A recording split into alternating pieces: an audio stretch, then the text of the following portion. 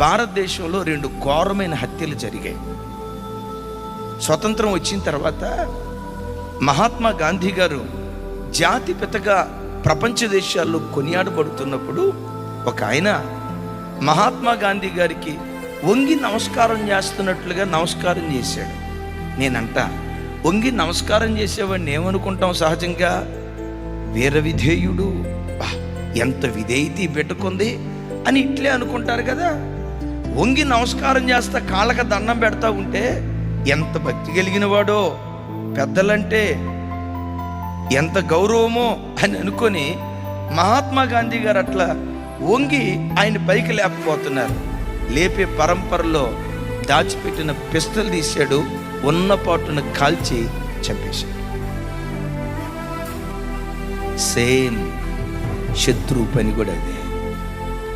రాజీవ్ గాంధీ గారు ఒక రకంగా భారతదేశానికి టెక్నాలజీ అందించిన ఒక ఉత్తమమైన ప్రధాని.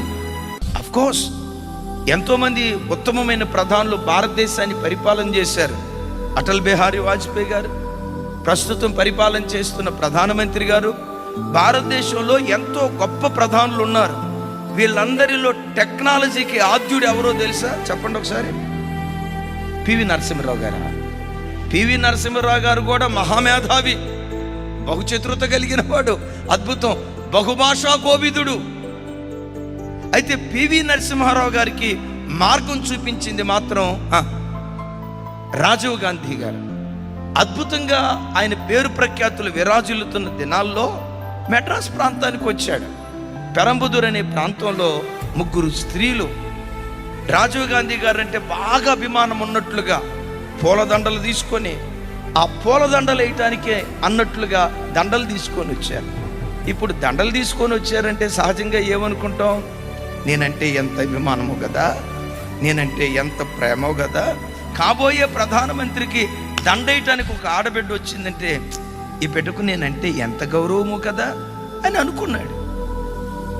ఆప్యాయంగా ఆమెను హక్కును చేర్చుకోబోయాడు. కానీ తెలియని సంగతి ఏంటో తెలుసా? మానవ బాంబు తన నడుము చుట్టూతో ఉన్నదన్న సంగతి తెలియలేదు.